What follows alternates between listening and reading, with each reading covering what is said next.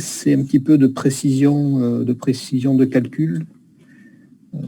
Parce que donc on a vu qu'on avait des machines sur lesquelles on arrivait à faire beaucoup d'opérations flottantes par seconde. On a vu qu'on pouvait avoir des algos qui permettaient effectivement d'exploiter ces machines avec plein de cœur. Et la question qu'on pourrait se poser, c'est bien sûr ces machines-là qui font beaucoup d'opérations flottantes, sachant que ces opérations flottantes sont tout entachées d'une petite erreur.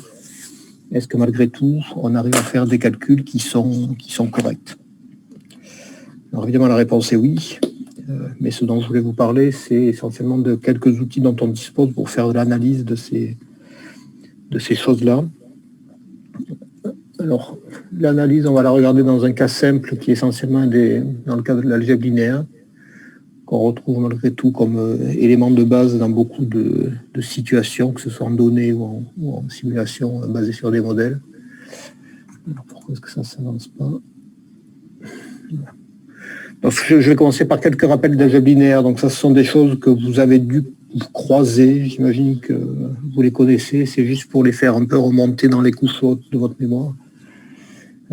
Ensuite, on verra un petit peu quels sont les outils dont on dispose pour faire cette analyse de fiabilité des calculs. Et puis après, je vous redirai peut-être 2 mots sur, lorsque vous avez besoin de résoudre un problème, quels sont un petit peu les critères à considérer pour faire le choix en fonction du problème qu'on cherche à résoudre et éventuellement aussi, évidemment, de la machine dont on dispose pour faire les calculs qui nous intéressent. Alors rapidement, donc ça sont juste des notations, mais que vous connaissez, étant donné une matrice, on peut définir sa transpose. Si la matrice est complexe, on peut définir sa transconjuguée.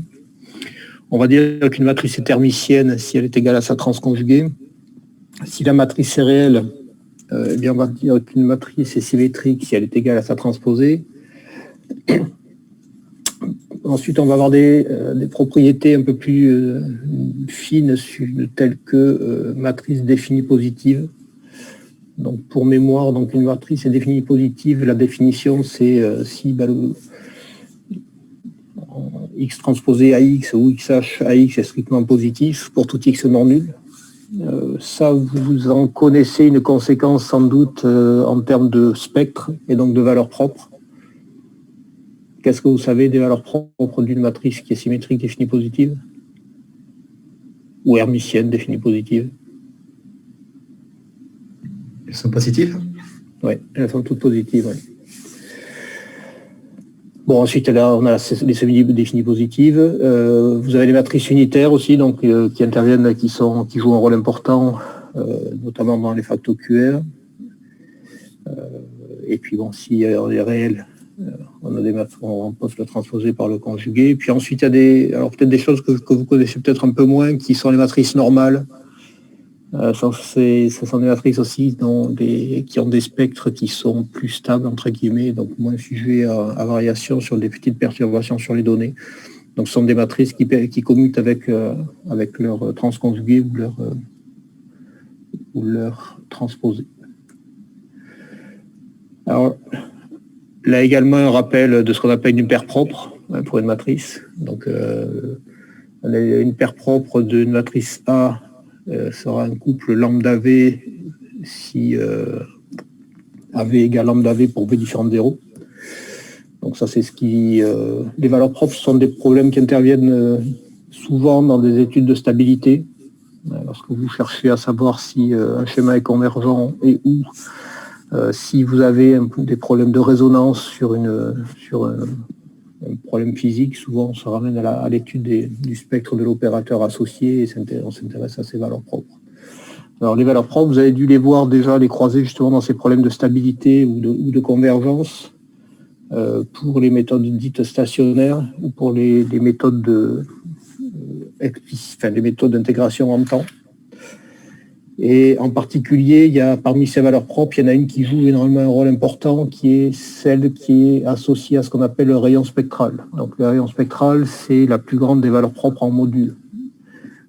Ça, souvent, vous avez besoin d'étudier ou de connaître le rayon spectral lorsque vous voulez savoir si un schéma est stable. En gros, vous allez vous intéresser à l'équation de l'erreur. L'équation de l'erreur, souvent conduit à une suite géométrique sur l'erreur.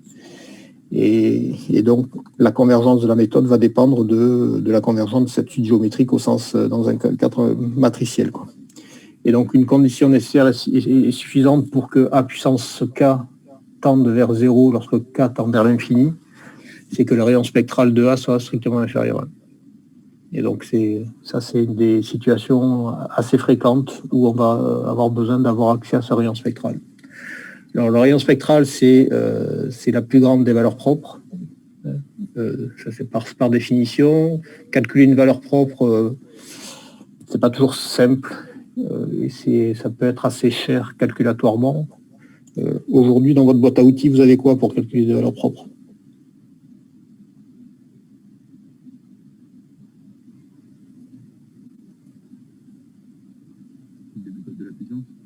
Alors, vous avez la méthode de la puissance pour...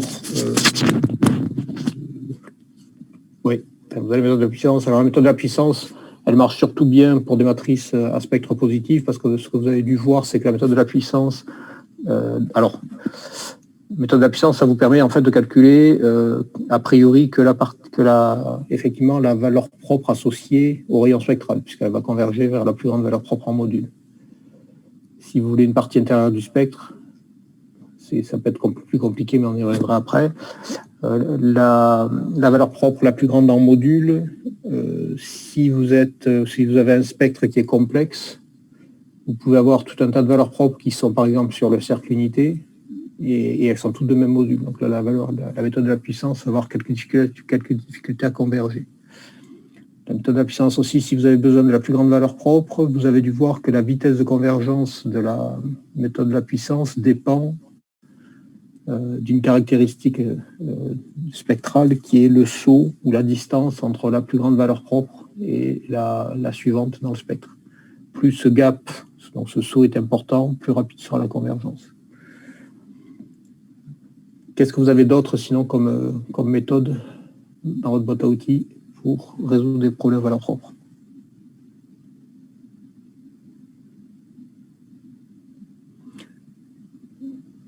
En fait, vous avez toute la panoplie dépendant des méthodes que vous avez vues dans le cours complémentaire de ce module. Donc, toutes les méthodes qui sont utilisées pour résoudre des grands systèmes linéaires sont basées sur des techniques de projection. Vous allez construire assez souvent un espace de Krylov ou un espace des sous-espaces emboîtés.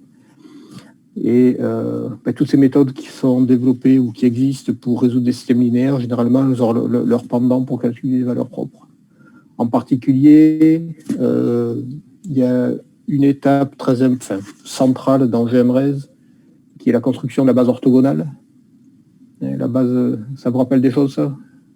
Dans GMRES, vous allez construire une base orthogonale de l'espace de Krylov. L'espace de Krylov, c'est un espace qui est emboîté. Donc, l'espace de dimension K plus 1 est inclus dans l'espace de dimension K. Et pour construire cette base orthogonale, en fait, vous avez dû voir une procédure qui s'appelle la procédure d'Arnoldi. Et cette procédure d'Arnoldi, en fait, elle a été initialement introduite, non pas pour résoudre un système linéaire, mais en fait, elle a été introduite par Arnoldi justement pour résoudre un problème de valeur propre. Parce que si vous écrivez une condition qui est une condition de Ritz-Galerkin sur le résidu associé à la paire propre pour un vecteur que vous cherchez dans l'espace de Krylov, en fait, ça revient à calculer les petites valeurs propres de la matrice carrée de Heisenberg. Et ça, c'est ce qu'on va appeler les valeurs de Ritz de la matrice non symétrique. Et donc, calculer ces valeurs de Ritz, c'est aussi une technique pour calculer de façon approchée les valeurs propres d'une matrice. L'intérêt, c'est que là, vous pouvez approcher non pas juste une valeur propre, comme dans le cas de la méthode de la puissance, mais vous allez calculer toute une partie du spectre. Donc ça, Arnoldi, vous l'avez vu dans le cas non symétrique. Dans le cas symétrique, vous avez dû voir autre chose qui porte un autre nom, mais qui est la même chose. Moralement, c'est... Pardon? Oui, la méthode de Lanczos. Donc c'est la méthode de Lanczos qui est aussi à la base du gradient conjugué. En fait, Lanczos, c'est juste la généralisation Enfin, c'est Arnoldi dans un cas particulier, qui est le cas où la matrice est symétrique, et du coup, votre matrice de Hessenberg, qui doit être Hessenberg et symétrique, est forcément tridiagonale. Et donc, calculer les valeurs propres de cette matrice tridiagonale, ça revient à calculer les valeurs de Ritz de la matrice initiale, et ça converge aussi vers la valeur propre de l'opérateur de départ. Alors ensuite, je ne sais pas si vous avez vu cette propriété-là, mais on peut faire des choses un peu plus fines dans le cas symétrique. À partir du moment où on a plus d'informations mathématiques sur les opérateurs qu'on manipule, les informations qu'on est capable d'en tirer sont plus riches, et en particulier sur Lanczos. Je ne sais pas si vous avez vu la propriété d'entrelacement des valeurs propres, qui dit qu'entre deux itérations de Lanczos, donc vous allez construire le fait que les espaces emboîtés vont faire que les tridiagonales que vous allez construire sont elles aussi emboîtées. Vous avez la partie essentiellement à chaque itération de Lanczos, vous allez rajouter une ligne et une colonne à la tridiagonale précédente. Et en fait, les valeurs propres de cette suite de matrices tridiagonales sont en fait des valeurs propres qui vont être entrelacées, c'est-à-dire que à l'étape K, les K valeurs propres que vous avez calculées vont se situer dans les K intervalles définis par les K-1 valeurs propres de la tridiagonale précédente. Et ça vous donne une information sur en fait le fait que sur une matrice tridiagonale et donc une matrice symétrique, en fait, les valeurs propres les valeurs de Ritz vont converger vers les deux extrémités, en partant des deux extrémités du spectre. Et contrairement à la méthode de la puissance qui va calculer que la partie haute du spectre, donc c'est l'associer la plus grande valeur propre en module, des techniques comme Lanczos permettent d'approximer simultanément les valeurs propres qui se trouvent aux deux extrémités du spectre. Alors, toujours est-il que pour calculer ces valeurs propres, c'est une opération qui peut être coûteuse. Et en fait, si on s'intéresse juste au rayon spectral, on peut avoir des estimateurs, en tout cas des majorants, assez facilement. Et en particulier, il y a cette propriété sur les normes matricielles induites par les normes vectorielles qui vous permettent d'avoir des bornes sup sur le rayon spectral. Donc ce résultat-là, je ne sais pas si vous l'avez déjà croisé, il est très utile parce que donc ça vous donne une borne sup. Donc une borne sup, c'est intéressante que si elle vous permet si elle est petite, d'accord, parce que dire une borne sup qui est très grande, ça n'a pas un grand intérêt. Ça veut dire juste que potentiellement la quantité que vous bornez, elle peut beaucoup bouger, mais elle ne vous dit absolument pas que la quantité que vous bornez est grande. Donc notamment lorsqu'on va s'intéresser à des problèmes de stabilité pour lesquels on va avoir un rayon spectral strictement inférieur à 1, si on peut avoir accès à une norme facilement à une norme matricielle qui nous dit qu'il existe une norme matricielle telle que la norme de l'opérateur est inférieure à 1, on a gagné parce que du coup on saura que notre rayon spectral est plus petit que 1. En termes de normes matricielles, quelles sont celles que vous connaissez et qui sont simples, faciles à calculer? Facile à calculer sous l'hypothèse que vous connaissez les éléments d'une matrice A.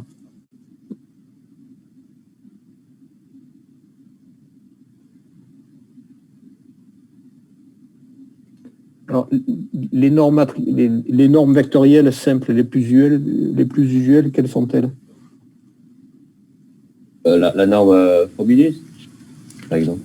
Alors, la norme de Frobenius, c'est effectivement une norme matricielle, mais elle n'est pas induite par une norme vectorielle, celle-là.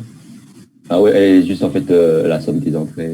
Ouais, la somme des entrées au carré, ouais. C'est quelque part une généralisation de la norme 2 à des matrices, mais elle n'est pas induite par une norme vectorielle. Une norme matricielle induite par une norme vectorielle, vous vous souvenez de ce que c'est? Enfin, c'est le sup de AX sur la norme de AX sur I. Ouais. Sur la norme B. C'est ça. Et en fait, c'est même plus qu'un sup, c'est un sup qui est atteint. Donc c'est un max. Ouais, parce que en fait, vous pouvez la définir comme le sup des normes de A de X sur norme de X pour X différent de 0. Mais on peut le caractériser juste sur la sphère unité en disant que c'est le sup des A de X pour X sur la sphère unité. Et en fait, ça a une fonction qui est continue sur un compact et donc la fonction atteint ses bornes.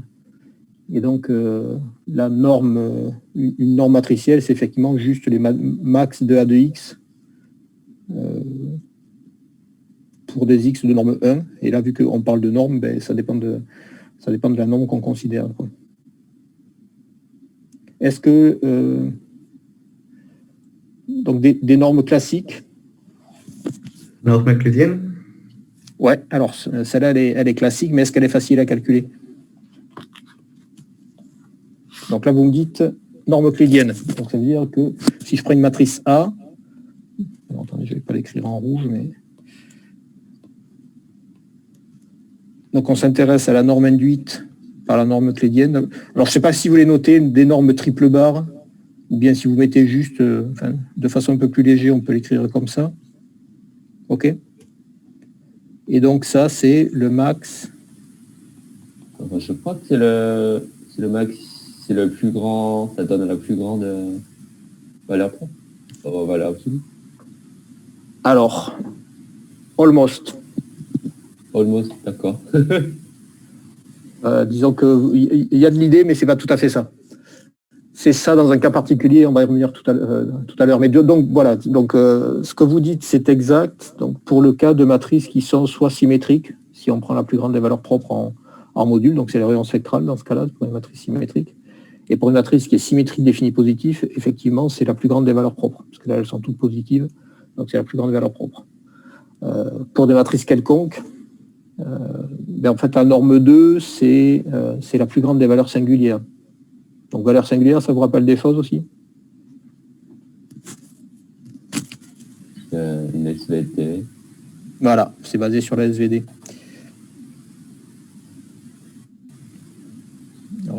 Et alors souvent, vous avez dû l'écrire sigma.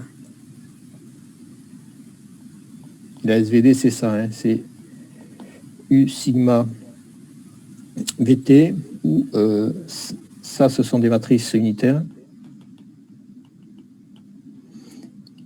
Et ça, c'est une matrice qui a la même structure que A. Donc là, vu qu'on parlait de valeurs propres, c'est forcément des matrices carrées. Et ça, c'est une matrice donc, qui est up, juste diagonale.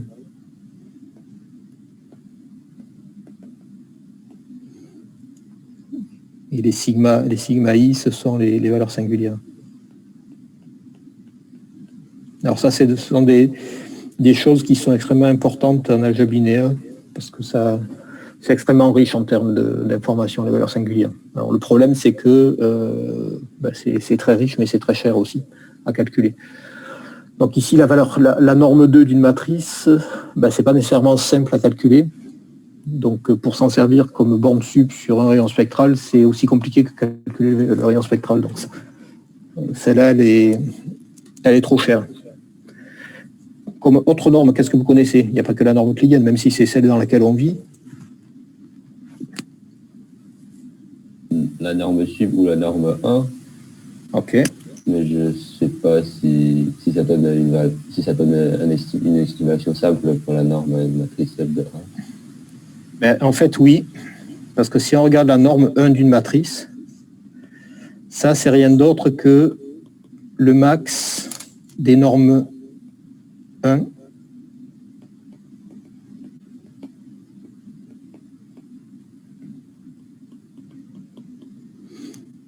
je ne sais pas si vous êtes familier avec cette notation-là. Ici, ce que ça représente, ça c'est la ième colonne de 1.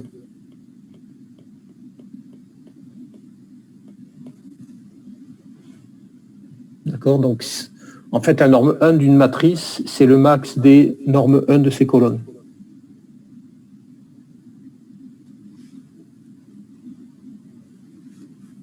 Donc ça, si vous connaissez la matrice, c'est relativement simple à calculer. Il suffit de calculer les normes 1 des colonnes, d'en prendre le max, et donc vous avez, par ce biais-là, vous avez accès à la norme 1 de l'opérateur.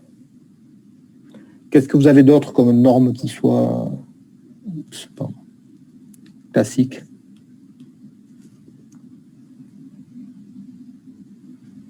La duale de la norme 1. Ouais, c'est la norme sup. Ouais. Et donc, j'imagine J'imagine c'est le max de la norme sup des lignes. Ouais. Si c'est dual. Ouais, en fait, c'est pas, enfin, c'est la dualité va pas jusque là, mais c'est pas loin de ça.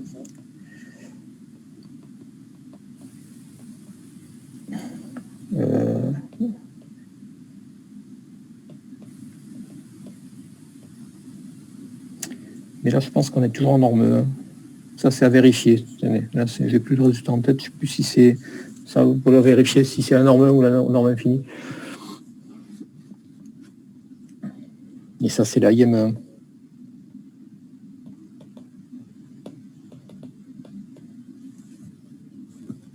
Donc ça à vérifier. Je n'ai plus le résultat en tête là. En fait, toujours est-il que c'est aussi une norme qui est facile à calculer. Je dirais que c'est norme 1 malgré tout. Donc là, voilà, ça vous donne en fait deux normes. Si vous connaissez votre matrice et si vous connaissez ces éléments, eh bien vous pouvez très facilement calculer la norme de l'opérateur. Et si vous pouvez calculer facilement la norme de l'opérateur, eh bien, vous avez rapidement l'accès à cette borne sup. Et donc, si la norme est inférieure à 1, vous savez que votre rayon spectral est plus petit que 1. OK. Alors, bon, ça c'est des choses aussi qui sont des généralités que vous connaissez, j'imagine, par cœur. Donc, on dit qu'une matrice est diagonalisable si s'il existe une base de vecteurs propres. Il y a un résultat dont je ne saurais plus faire la preuve là de tête, mais qui est assez intéressant, qui vous dit que, si on dit qu'une matrice est diagonalisable, c'est forcément que toutes les matrices ne sont pas diagonalisables. Ouais, sinon, on ne prendrait pas la peine de qualifier diagonalisable. Quelles sont les matrices qui ne sont pas diagonalisables?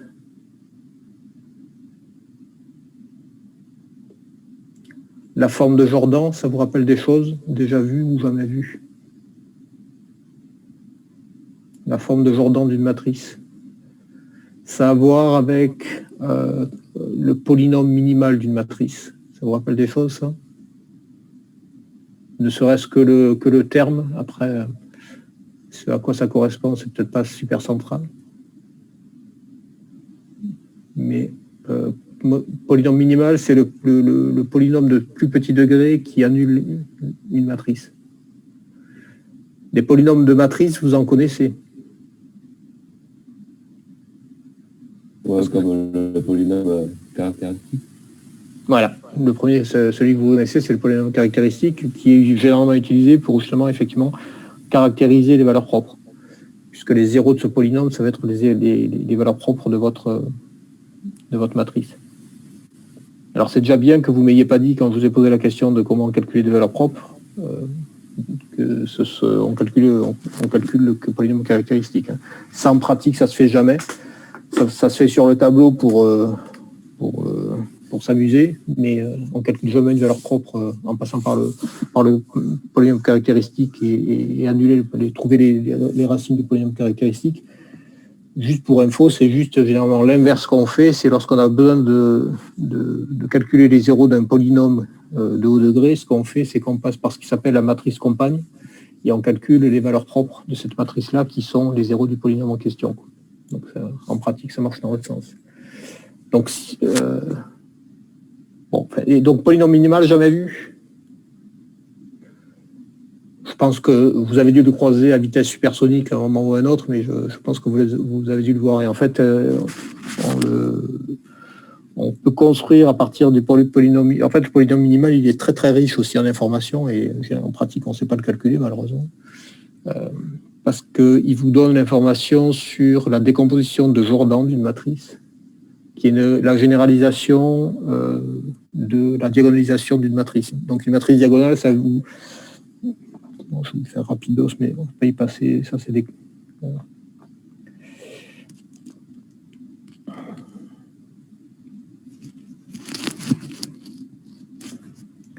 Donc la généralisation, donc si A est diagonalisable,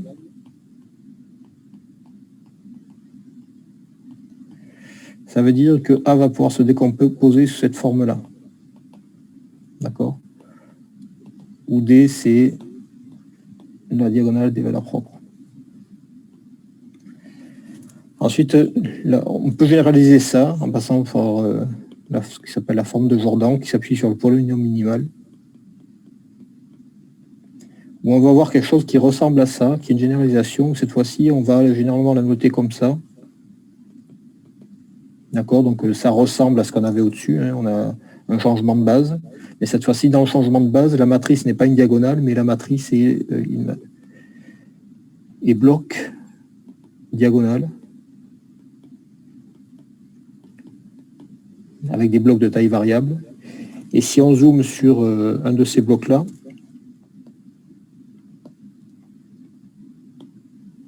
eh bien, ce bloc-là, il va avoir une forme particulière qui est des 1 sur la diagonale. Et... Non, pardon. Dans l'autre sens. C'est des valeurs propres sur la diagonale. Et des 1. Alors, les 1, ça dépend si vous prenez un bouquin francophone ou anglophone. On peut les mettre soit en sur-diagonale, soit en sous-diagonale.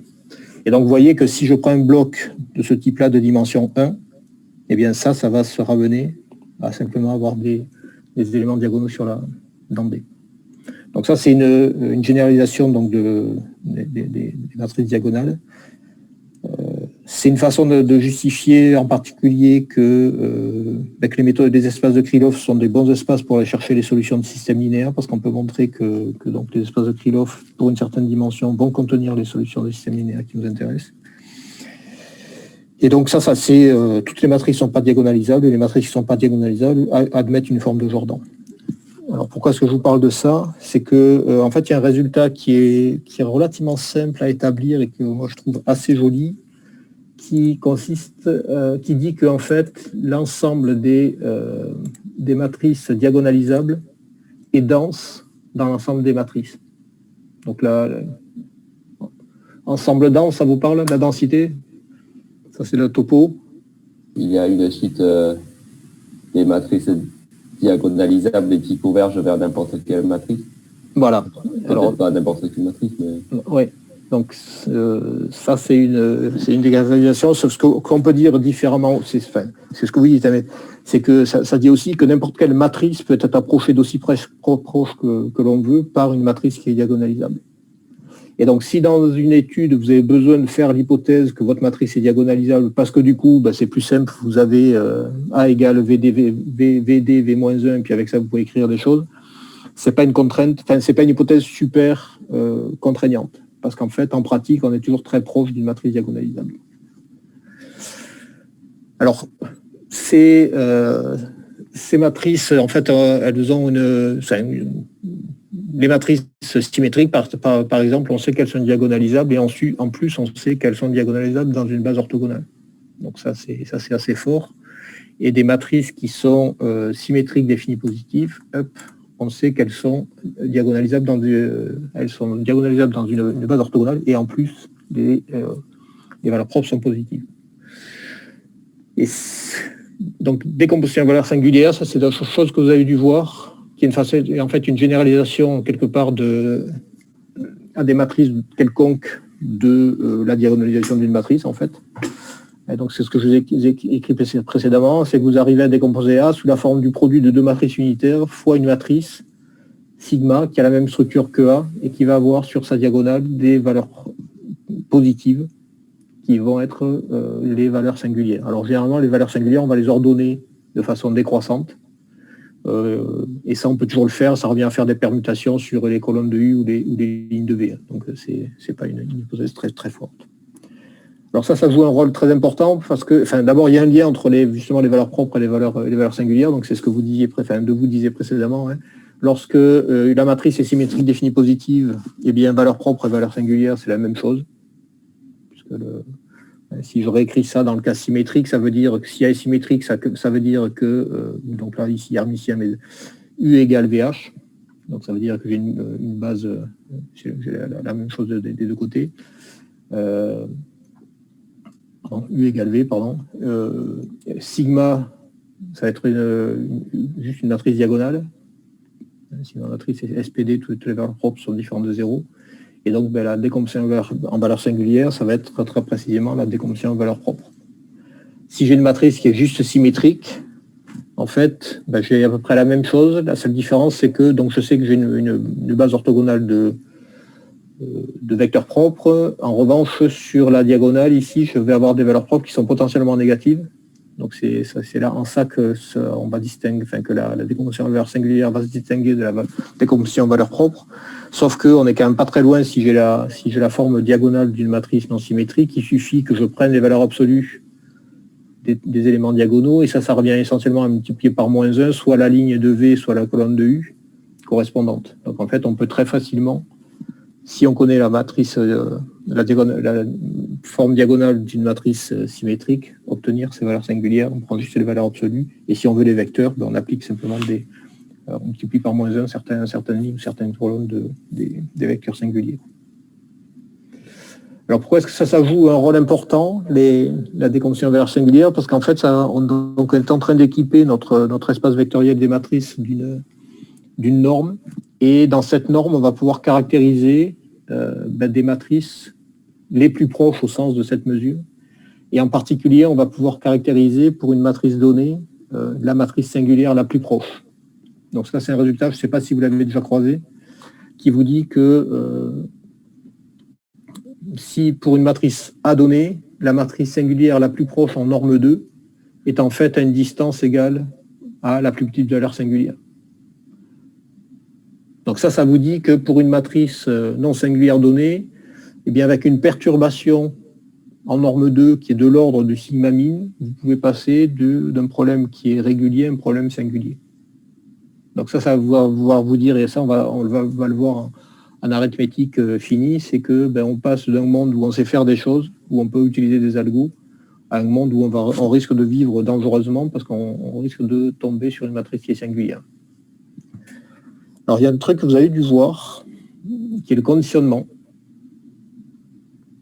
Donc le conditionnement d'une matrice, vous avez dû le voir, et ça c'est, si on est en norme 2, donc ça fait le conditionnement, c'est la norme de A fois la norme de A-1. Et si on est en norme 2, ça c'est donné par la plus grande valeur singulière divisée par la plus petite valeur singulière. Le conditionnement, je pense que vous l'avez croisé, j'en suis même sûr, vous l'avez croisé dans le cours complémentaire de ce module pour la résolution de grands systèmes linéaires, parce que vous avez dû le voir apparaître dans une borne de vitesse de convergence du gradient conjugué.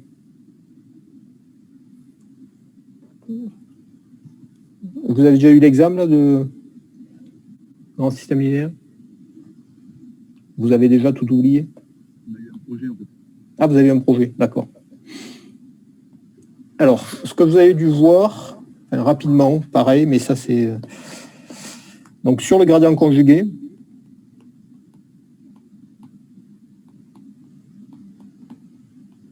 donc ça c'est pour résoudre ça, avec A qui est SPD, symétrique positive définie.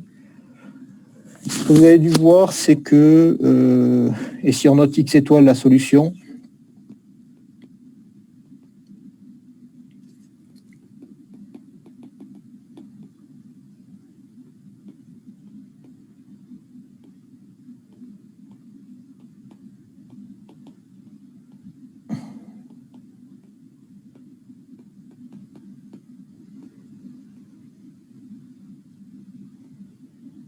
c'est dans l'autre sens.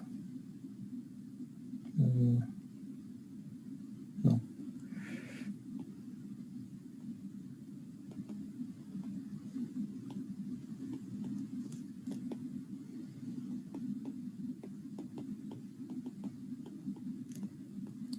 Ça vous rappelle des choses, ça? Qui vous dit que l'algo, et les XK, là, c'est les itérés, ça c'est le km itéré du gradient conjugué.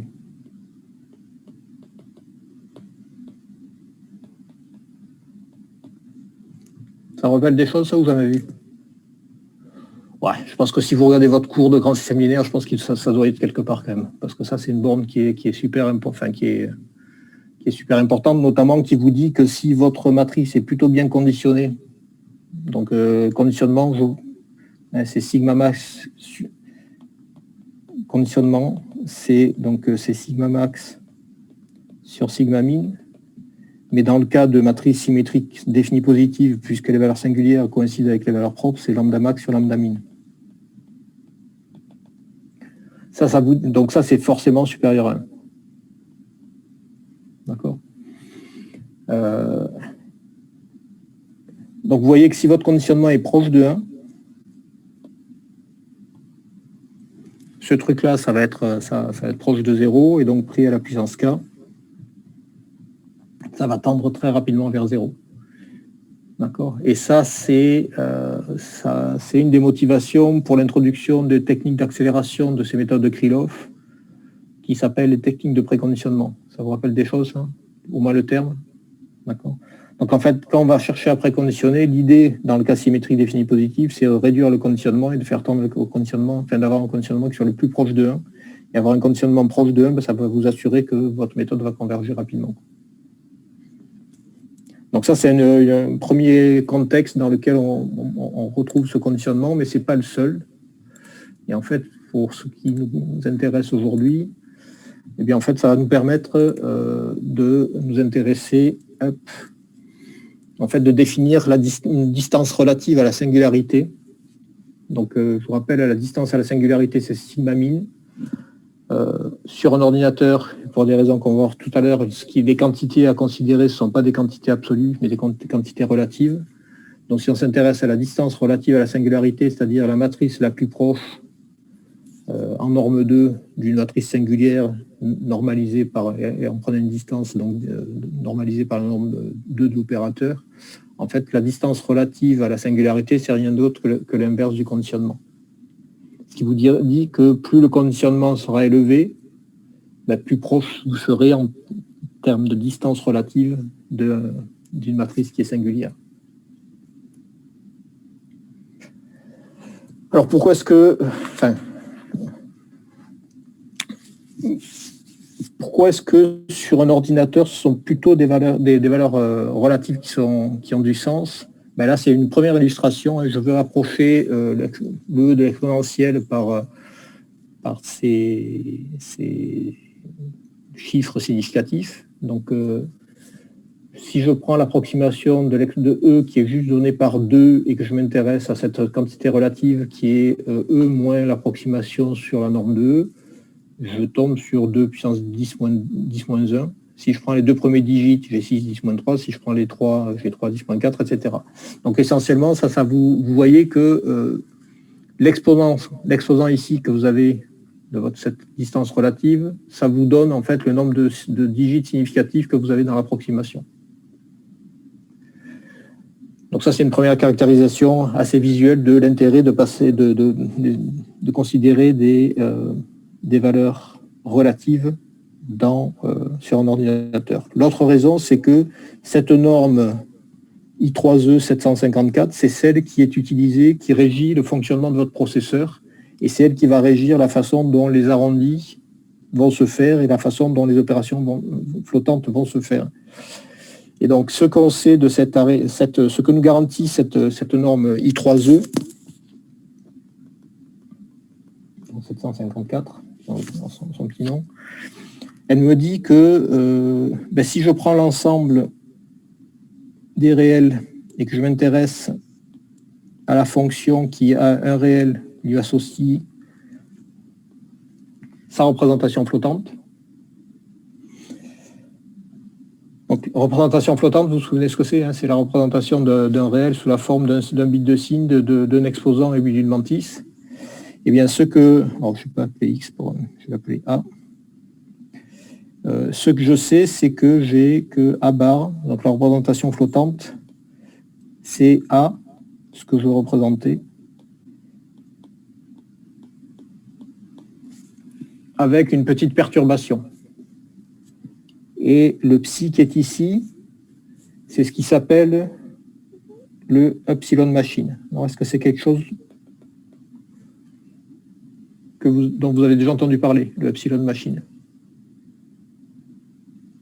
En fait, le epsilon machine, c'est la distance entre 1, le réel 1, et le flottant immédiatement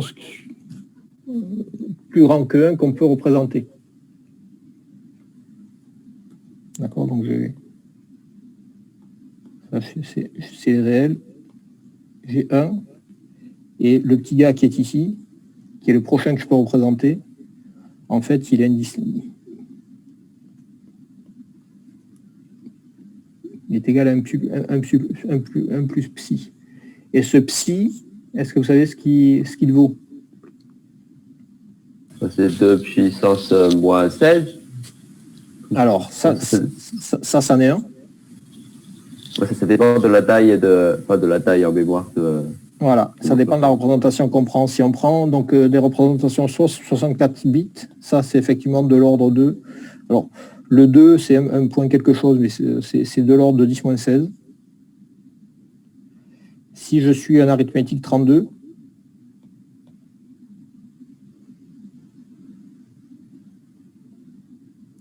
ben ça c'est plutôt de l'ordre de 10-7.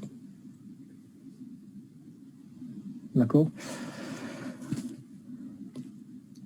Donc, à partir du moment où je prends un réel et que je le représente en machine, ben, j'introduis une petite erreur qui est de l'ordre de 10-16. Maintenant, si je fais sur un ordinateur, si je fais une opération, donc supposons que je vais faire l'opération plus, d'accord, qui prend donc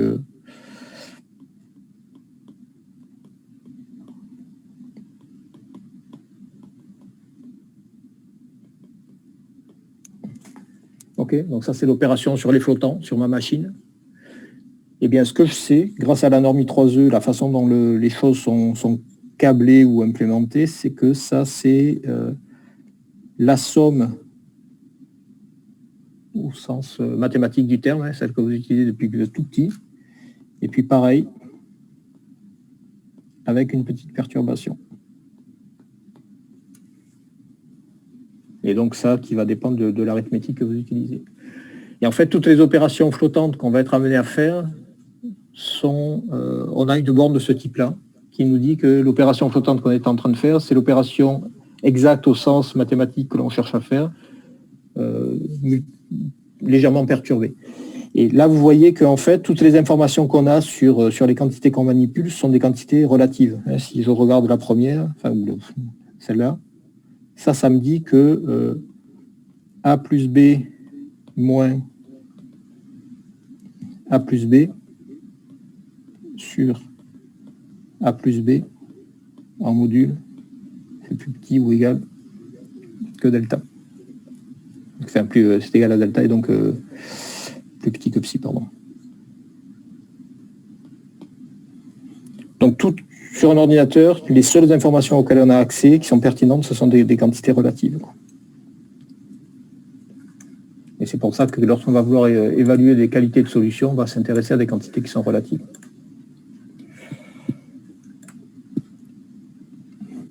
Alors ça a permis en fait de développer un cadre théorique pour analyser le comportement des algorithmes sur un ordinateur. Et ça a été introduit par M. Wilkinson. Donc supposez que vous cherchez à résoudre un système linéaire, d'accord, de la forme AX égale B toujours, et que je vous donne un algorithme qui prend A et B, qui vous donne X, la solution calculée. Comment est-ce que vous faites pour essayer de valider le bout de code?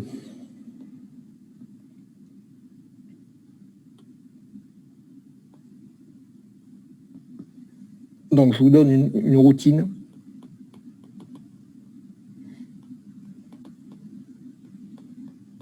En Python ou whatever.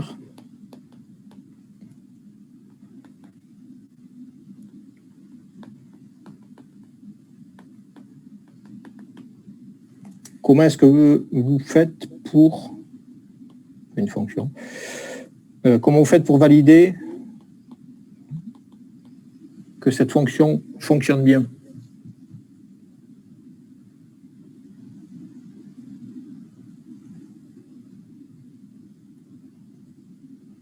Calcule l'erreur relative entre AX et B, par exemple. C'est-à-dire? Il la norme de, par exemple, de AX moins B divisé par la norme de B. Alors ça, c'est une très bonne idée, mais il faudra après l'argumenter un petit peu. Donc ça, c'est effectivement ce qu'on va appeler une erreur inverse. C'est pour voir... c'est l'erreur relative de AX par rapport à B. Ouais, alors ça, c'est pas une erreur relative. Hein. Enfin, ça, ce que vous avez au numérateur, c'est un résidu. Hein. Donc ça, c'est pas une erreur. Résidu, ouais. Ça, c'est A fois l'erreur, en fait. Ça, c'est A fois l'erreur. Ouais. B moins AX, c'est B, c'est AX étoile, la solution exacte, moins AX, donc c'est A fois X. Et ça, c'est l'erreur, quoi. En fait, ça, donc ça, la réponse est oui, mais là, on va voir théoriquement pourquoi est-ce que ça a du sens. Mais ce que vous pouvez faire, c'est, pour valider juste la fonction, c'est X random. Vous calculez B égale A fois X. Et puis vous faites X sol égale solution de A et de B. Et puis là, vous pouvez regarder X sol moins X sur X sol. D'accord, donc si en maths exacte, si la routine ici de solution était en maths exacte, ça j'aimerais avoir 0. D'accord. En pratique, sur un ordinateur, on n'a jamais 0. Sauf dans des cas super particuliers, matrice diagonale avec et un second membre qui est particulier aussi. Mais... Donc en pratique, cette quantité-là, elle doit être petite. Enfin, en maths exact, elle vaut 0. En pratique, on aimerait qu'elle soit petite. Et en fait, petite, aussi petite que le epsilon machine, ou de l'ordre du epsilon machine. Et il se trouve que des fois, eh bien, elle n'est pas petite du tout. Et elle n'est pas petite du tout pour deux raisons. Et les deux sources de problèmes possibles, c'est que le problème qu'on cherche à résoudre, il est sensible à des petites perturbations. Et donc, le fait de travailler en arithmétique finie va amplifier ces petites perturbations. Et donc, exciter cette sensibilité et va nous faire exploser notre solution. L'autre raison, c'est que l'algo qu'on a choisi, en fait, il se comporte pas bien. Il est peut-être très bien en arithmétique exacte, mais il se comporte pas bien en arithmétique finie. Et en fait, ce qu'a proposé Wilkinson dans 63, c'est un cadre pour analyser ces situations-là. Et ce cadre-là s'appelle le cadre s'appelle l'analyse inverse de l'erreur. Alors, dans quelle situation on peut avoir un problème qui est sensible à des petites perturbations? Alors là, j'insiste sur cette planche-là, je suis en arithmétique exacte. Hein. Donc, si je m'intéresse toujours à résoudre à x égale b, ça, c'est ma matrice. Donc, c'est une petite matrice, c'est la plus petite matrice que je puisse représenter, considérer, c'est une matrice de 2. Donc, ça, c'est la matrice A. Ça, c'est le vecteur second membre. Et vous voyez que de tête, la solution de ce problème-là, c'est le vecteur 1. Okay, si je fais ça fois 1, ça me fait ici 1 plus 1, 2, et 1,0005 plus 1, ça fait bien 2,005. Donc, mon problème, il est défini avec 6 réels. Maintenant, je prends un problème voisin, sur lequel je ne touche pas au second membre, et je vais juste perturber à 10-6 une entrée de ma matrice. D'accord. Et puis donc, je fais le terme qui était le terme de 1 ici, je le passe de 1,00005 à 1,00006. Et si je fais le calcul en maths exact, eh bien la solution de ce système-là, c'est un vecteur dont la première composante est 0,83 et puis que des 3, et puis 1,7 et que des 6 derrière. Donc là, je suis en maths exact. J'ai une perturbation de l'ordre de 10-6 sur une des 6 données qui définit mon problème. Et j'ai la solution qui n'a quasiment plus aucun digit de correct. Donc ça, c'est vraiment une sensibilité intrinsèque au problème que je suis en train de résoudre, qui fait qu'une toute petite perturbation sur mes données va engendrer une très grande différence sur ma solution. Alors, est-ce que vous êtes surpris de voir ça? Enfin, ce comportement-là, il s'explique... il se dessine aussi, celui-là. C'est quoi le dessin de ça, de ce comportement-là? Lorsqu'on résout un système linéaire à deux équations, deux inconnues, dans le plan, ça peut s'interpréter comment?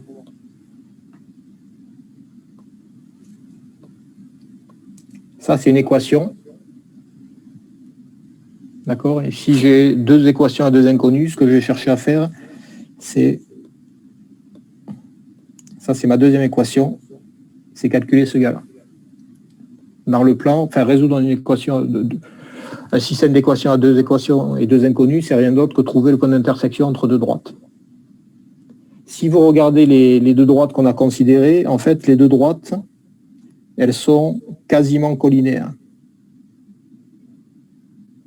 D'accord? Donc là, donc elles sont quasiment collinéaires, elles vont s'intercepter ici. Si je modifie juste un des coefficients d'une des droites, ce que je vais faire, c'est juste modifier légèrement la pente de cette droite-là. Et donc, en modifiant légèrement la pente de cette droite-là, ben, mon point d'intersection, il sort de mon tableau, quoi. Donc ça, c'est rien d'autre que l'explication de ce qu'on a vu sur cet exemple-là.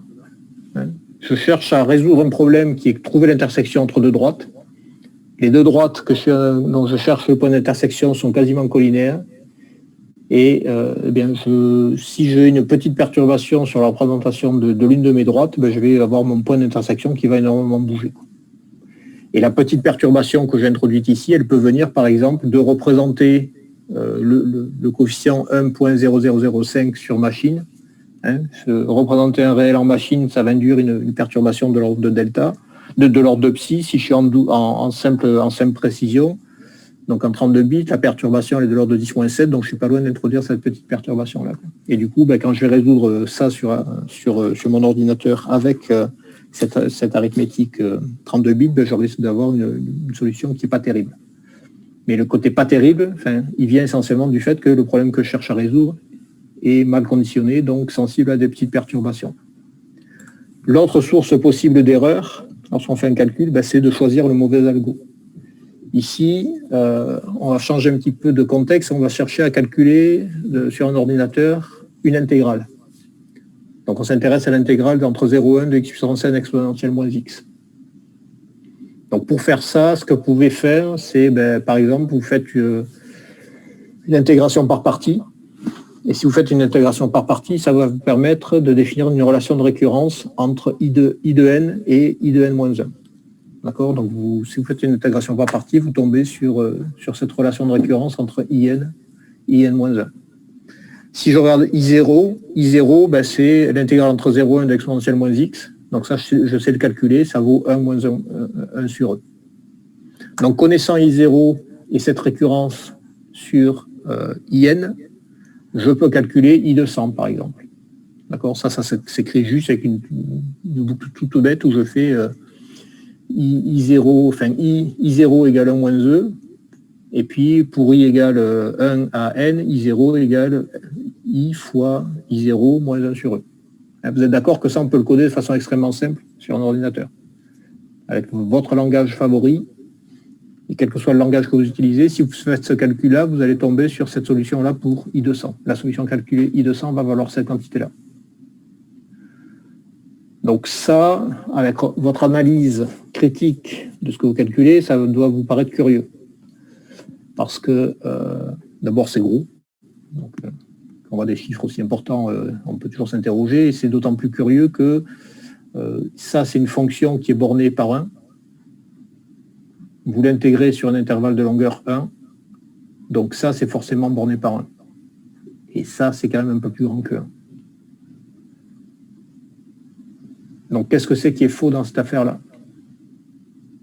Ma relation de récurrence, elle est bonne, mon point de départ, il est bon, mon algo, il est suffisamment simple pour qu'il n'y ait pas de bug.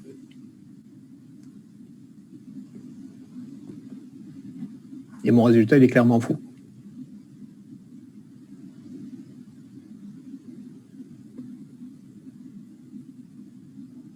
Ben, le résultat, il est clairement faux parce que cette récurrence-là, à un moment, vous allez avoir ce qu'on appelle un phénomène d'absorption. Donc un phénomène d'absorption, vous en avez déjà entendu parler ou pas? En arithmétique finie.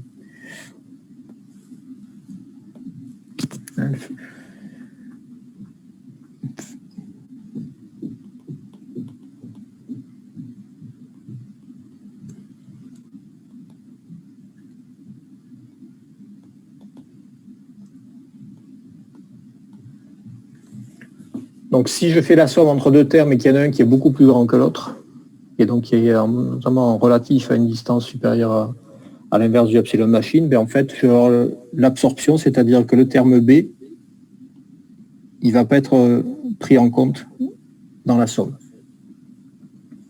Et notamment, si vous faites A plus B moins A, eh bien ça va être 0. Alors que ça devrait être en maths exacte, ça devrait être égal à B. Donc ça, c'est ce qu'on appelle le phénomène d'absorption.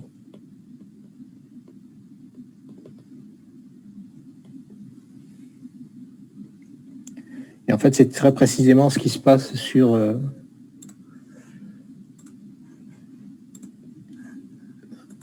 ce schéma d'intégration, c'est que pour un certain n, vous allez avoir de l'absorption et du coup, votre équation, enfin votre boucle sur... donc vous allez avoir l'absorption, c'est-à-dire que le 1 sur E va être absorbé et donc votre formule de récurrence, elle va se comporter essentiellement comme factoriel n.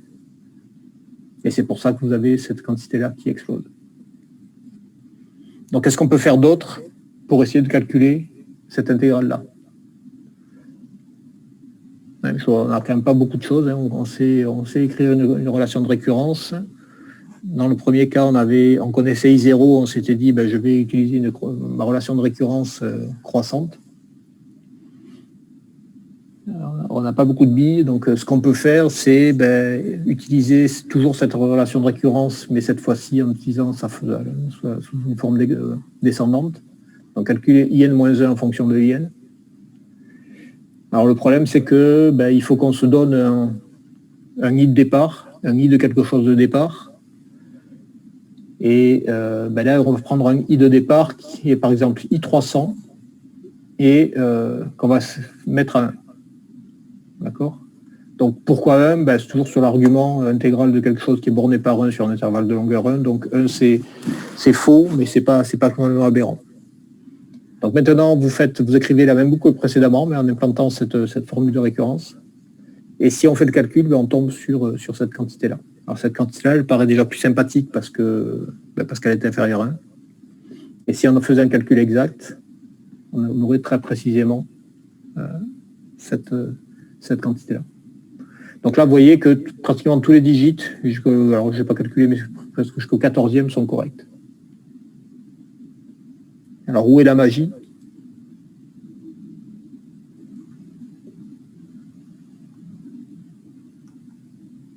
Et là, on a fait un truc qui était a priori n'importe quoi, puisqu'on est parti d'un I300 qui est évident. On a fait plus d'opérations que dans le cas précédent, parce que là on est passé 100 fois dans la boucle, ici on est passé 200 fois dans la boucle. Et on a un résultat qui à la fin est correct.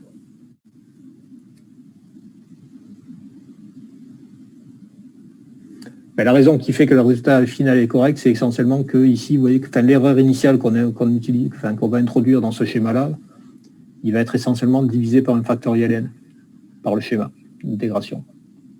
Et du coup, même si on part avec une erreur qui est importante, le schéma va tuer l'erreur. Et c'est ce qui fait que cet algo-là, il marche très bien dans ce cas-là. Même si on est parti de données qui étaient a priori un peu erronées. Alors, je vous ai dit on travaillait sur des machines hexaflopiques. Hexaflop, c'est 10 puissance 18. À chaque opération arithmétique, on fait une erreur qui est de l'ordre de 10-16. On pourrait se dire que 10 puissance 18 fois 10-16, ça fait 10 puissance 2. Donc, ça veut dire qu'en ayant fait un hexaflop opération, on n'a plus aucun digit correct. Ça, c'est pas tout à fait vrai. Et ça, c'est un exemple.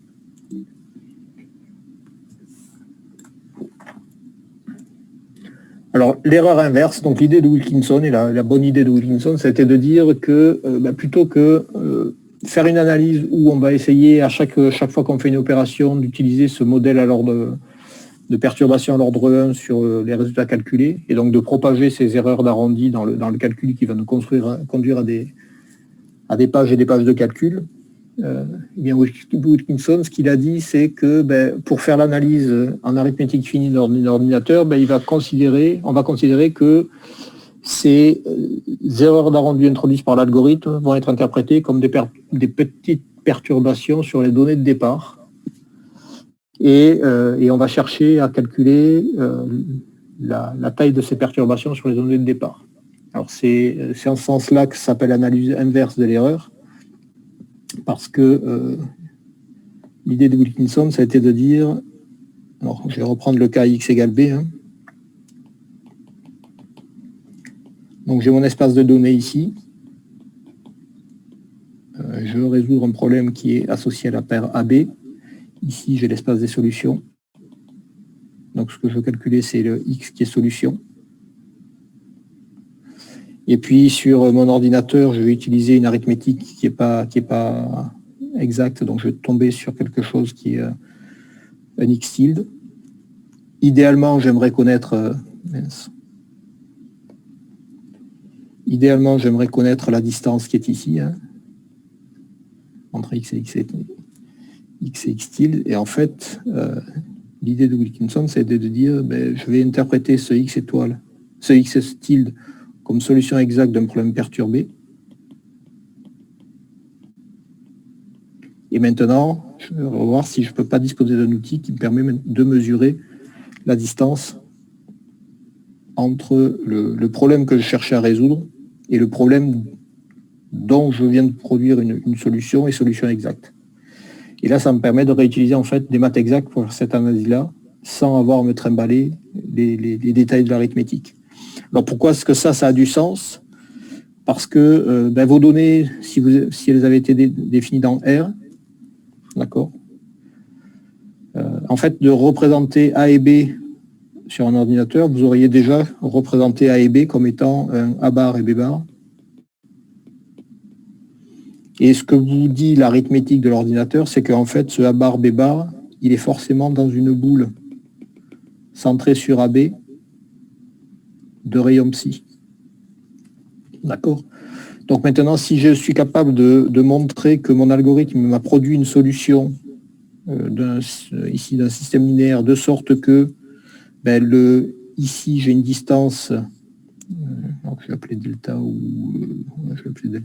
delta qui est de l'ordre de psi, eh bien ça permettra de dire que mon algorithme, en fait, pour calculer ma solution, il n'a pas introduit davantage d'erreurs, de perturbations sur les données initiales, que le fait de le représenter sur un ordinateur n'en avait introduit. Et donc si je suis dans cette situation-là, je vais dire que mon algo, il est backward stable, et que donc du coup il fonctionne bien, au sens de l'arithmétique finie.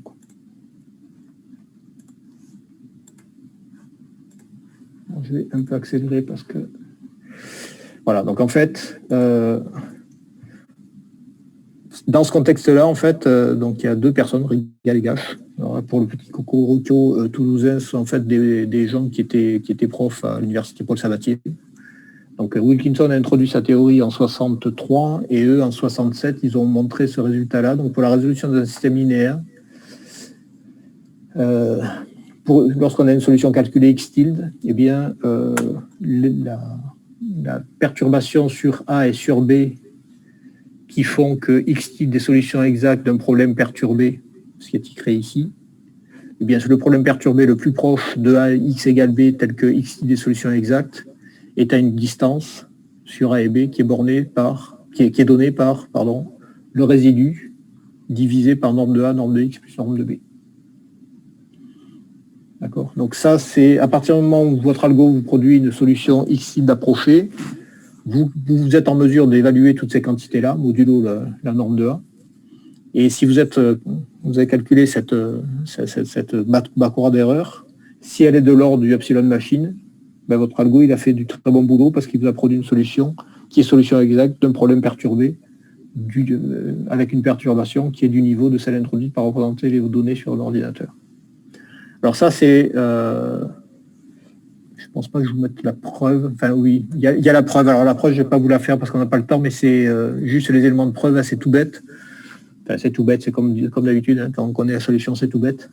Vous écrivez que X des solutions exactes du problème perturbé. Vous développez tout, vous mettez tout ce qui est sur les données initiales d'un côté, tout ce qui est sur perturbation de l'autre. Vous faites un coup d'inégalité triangulaire et puis définition de la norme d'une matrice.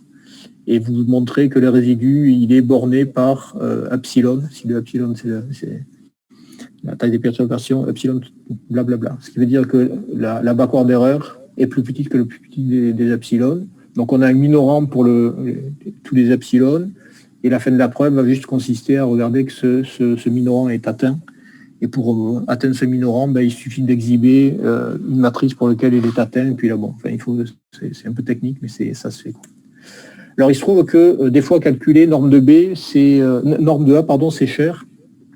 Mais en fait, on peut tout réécrire en prenant cette fois-ci en disant que la solution qu'on a calculée est solution exacte d'un problème perturbé sur lequel on a des perturbations que sur le second membre.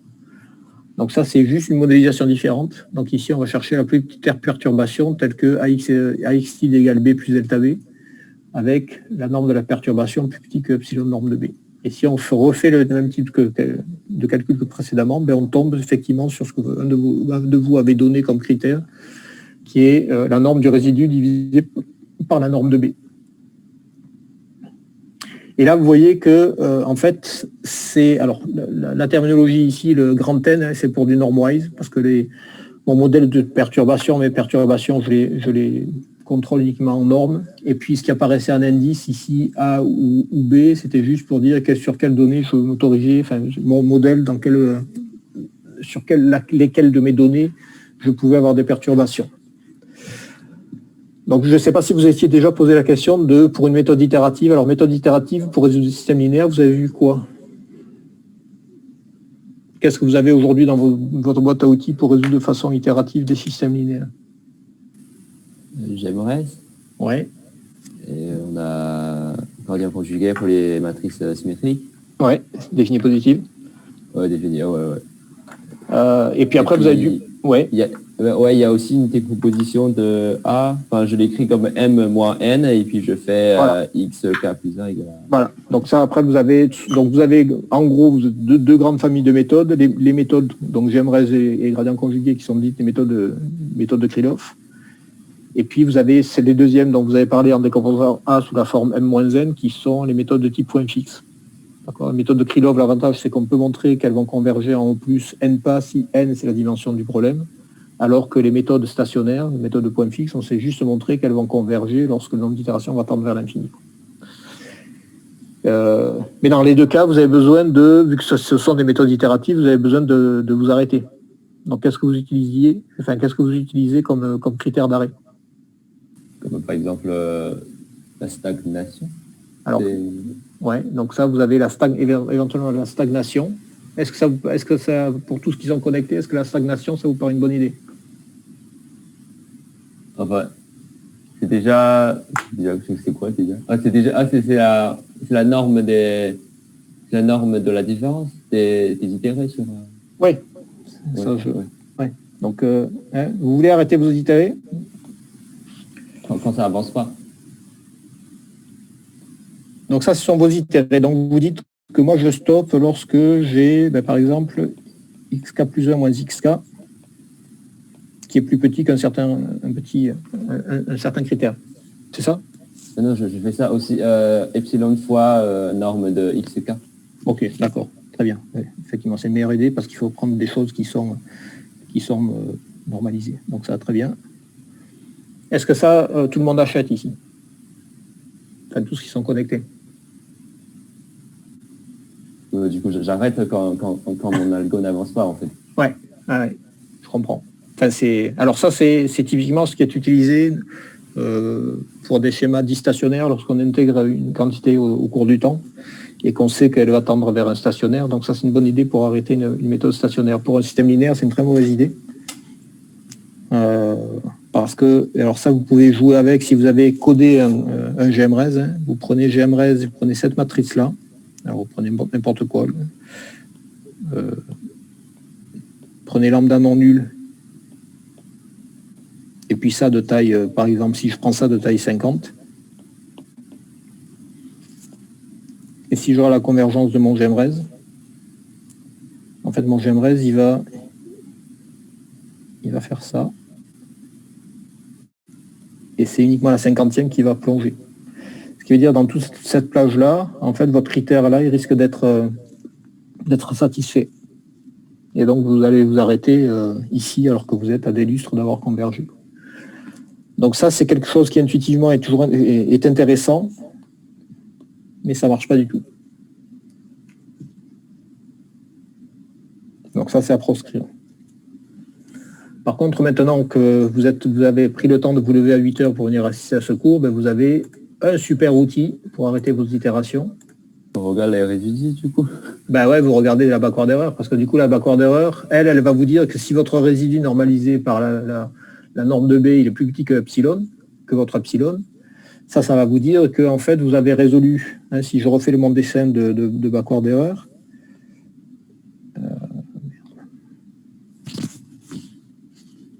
donc je voulais résoudre AB, j'ai calculé un X étoile, et ce X étoile se dit que c'est la solution exacte de 1AB plus delta B. Et si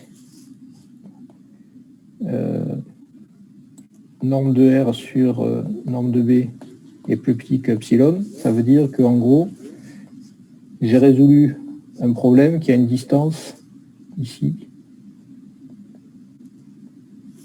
qui est dans une boule à une distance de epsilon du problème que je voulais résoudre. Donc là, je sais donner un sens à cette quantité relative, et donc je sais que j'ai résolu un problème, le x tilde des solutions exactes d'un problème perturbé sur lequel j'ai une perturbation qui est bornée par epsilon, qui est mon critère d'arrêt. Donc là, j'ai un outil qui permet de qualifier les solutions de mes systèmes linéaires. Et alors, je vais faire ça supersonique parce qu'il ne me reste plus beaucoup de temps, mais après, le gros intérêt de l'erreur inverse, c'est qu'en plus, ça me permet de caractériser. Donc, ça me donne une information sur la distance entre le problème que j'ai résolu et le problème que je voulais résoudre. Donc, ça, c'est intéressant, mais moi, ce qui m'intéresse, ce qui peut vous intéresser, c'est quand même plutôt la distance à la solution.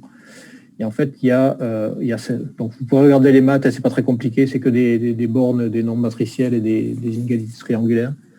En fait, on réécrit tout ce qu'on avait écrit précédemment, mais cette fois-ci, on va dire que le x tilde, c'est un x perturbé, donc solution exacte avec une perturbation. Et en faisant ces petites manipulations qui sont ici, en fait, on arrive à montrer que la distance relative à la solution, elle est bornée par le oméga, qui est une backward erreur, fois un conditionnement. Et c'est là que vous voyez réapparaître le conditionnement. D'accord ? Donc, plus votre conditionnement va être élevé, plus il va falloir avoir une backward erreur petite si vous voulez avoir une solution de qualité. Et ça, c'est une borne qui marche plutôt pas mal. Donc ça, c'est quelques exemples en MATLAB. Où on fait varier, on prend certaines matrices, on prend les conditionnements, on résout le système linéaire par une factorisation LU. On a toujours des conditionnements, des backward erreurs qui sont petites.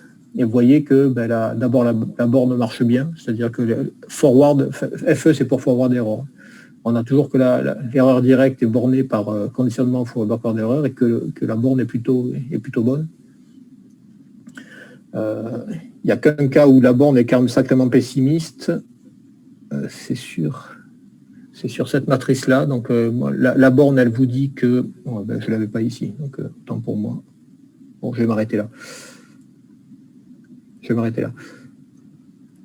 Donc, pour résumer, on a des machines hexaflopiques sur lesquelles on sait dire des choses sur l'arithmétique. On sait que chaque fois qu'on fait une opération arithmétique, on fait une opération relative, une erreur relative qui est bornée par le epsilon machine, qui dépend de la façon dont on représente les données. Que si j'utilise des 64 bits, donc des doubles précisions, ce epsilon machine est de l'ordre de 10-16. Il ne faut surtout pas croire que parce que je fais ces erreurs d'arrondi, ces erreurs d'arrondi vont toujours se combiner en ma défaveur. Parce que sinon, dès qu'on aurait fait un hexaflop d'opération, on n'aurait plus aucun digit correct dans la solution. Ce qu'il faut retenir, c'est qu'on a des outils mathématiques pour essayer de contrôler et de donner un sens à ce qu'on calcule sur un ordinateur. Dans le cadre de l'algèbre linéaire, là j'ai pris l'exemple juste système linéaire qui est le plus simple. on arrive à avoir, on peut utiliser cette analyse qui est basée sur l'analyse inverse de Wilkinson pour avoir des critères qui nous permettent de qualifier les solutions a posteriori. Ces caractérisations de solutions a posteriori, on peut s'en servir pour arrêter les itérations d'une méthode itérative. Et cette backward erreur, elle est centrale parce qu'elle me permet aussi d'avoir une estimation de l'erreur directe, donc de l'erreur sur la solution, si je connais mon conditionnement. Et typiquement, si vous avez un conditionnement qui est élevé, il va falloir aller chercher une précision au sens de l'erreur inverse qui soit plus petite que l'inverse du conditionnement, parce que sinon vous allez avoir aucun digit de correct dans votre résolution sur votre ordinateur. Bon, je m'arrête parce que là j'ai encore mangé un peu de temps. Est-ce que vous avez des questions par rapport à ça? C'est le dernier cours du module, mais celui-là est vraiment très important. En plus, il est à cheval avec ce que vous avez vu précédemment. Ce qu'il faut retenir, c'est que ça vous donne des outils pour arrêter vos itérations.